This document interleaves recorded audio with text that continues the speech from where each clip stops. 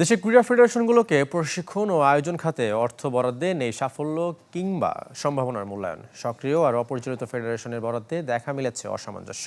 Federation কর্তারা বলছেন তালিকা তৈরিতে বাস্তবতা মানা হয়নি। এমনকি ক্রীড়া পরিষদ কর্তারা তাদের কাজ সহজ করতে গতবারের আদলেই নতুন তালিকা তৈরি করেছেন। খেলা পরিচালনায় অর্থের বিকল্প নেই। ক্রিকেট ফুটবলে পৃষ্ঠপোষকদের বেশ সাড়া থাকলেও অন্যান্য ফেডারেশনগুলোকে সরকারি সহায়তার উপর নির্ভর করতে হয়। প্রতি অর্থ বছরে প্রতিটি ফেডারেশন ও অ্যাসোসিয়েশন পরিচালন ব্যয় হিসাবে নির্দিষ্ট পরিমাণ অর্থ পেয়ে থাকে। এর বাইরে প্রশিক্ষণ ও আয়োজনের জন্য আলাদা বরাদ্দ। ক্রিকেট বোর্ড এই তিন খাতের কোনোটিই নেয় না। ফুটবল ফেডারেশনকে আগেই বড় অঙ্কের অর্থ দেয়ায় প্রশিক্ষণ ও আয়োজনের তালিকায় বাফুফের বরাদ্দ নেই। পরিচালন ব্যয় নির্দিষ্ট, তবে নতুন অর্থ বছরের জন্য প্রশিক্ষণ আয়োজনের জন্য যে বরাদ্দ দেওয়া হয়েছে তা নিয়ে ক্ষুব্ধ বেশিরভাগ ফেডারেশন। তাদের দাবি, এই তালিকা তৈরিতে বাস্তবতা মানা হয়নি, কার্যক্রম অনুযায়ী নেই সামঞ্জস্য।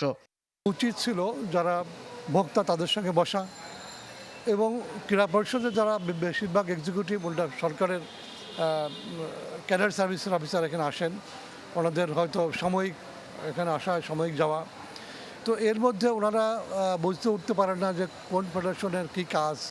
চ্যানেল 24-এর হাতে বরাদ্দের যে কাগজ এসেছে সেখানে দেখা গেছে গত অর্থ বছরের আদলেই বন্টন হয়েছে।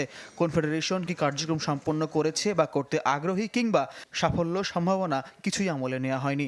অপ্রচলিত ফেডারেশনগুলোর মধ্যে roller skating 96 lakh, wushu 60 lakh আর ব্রিজ ফেডারেশন পেয়েছে 31,20,000 টাকা। অথচ হকি 61,20,000, দাবা 30 লাখ, টেবিল টেনিসের জন্য বরাদ্দ 25,20,000 টাকা। সবচেয়ে বেশি 1,02,00,000 টাকা পেয়েছে আর্চারি ফেডারেশন।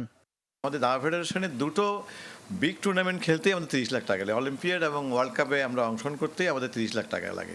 সেখানে অনুশীলন এবং আয়োজনে আমাদের এই যে বাজেটটা দিয়েছে এটা একদম মিনিমাম আমরা মনে করি। সুইমিং ফেডারেশনের সাথে যদি আপনি ব্রিজ ফেডারেশনকে মিলায় ফেলেন, সুইমিং ফেডারেশনের সাথে যদি আপনি এই ধরনের ফেডারেশনকে যদি একই মানের করেন, তখন মানুষের কাছে জিনিসটা দৃষ্টিকটু হয়।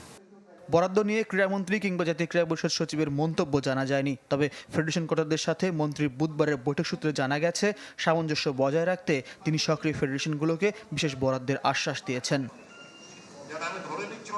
ফয়জুল ইসলাম, চ্যানেল 24, ঢাকা।